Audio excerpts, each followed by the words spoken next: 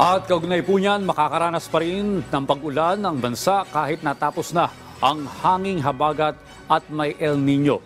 Ayon kay Pag-asa Assistant Weather Services Chief Annalisa Solis, mababawasan lang ang pag-ulan. Sa kasalukuyan ay nasa transition pa ang ating panahon. Dito mababawasan ang pag-uulan lalo na sa kanlurang bahagi ng bansa habang magiging maulan naman sa silangang bahagi.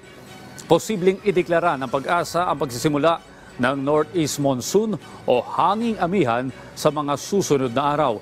Ito ang unti-unting paglamig ng panahon o pagbaba ng temperatura. Kahit na may El Nino, mananatili pa rin ang amihan na posibleng magpaulan. Hindi rin mawawala ang tsansa ng mga bagyo. Mga around 2 to 4 pa yung ating posibleng maasahan ng mga bagyo by end of December.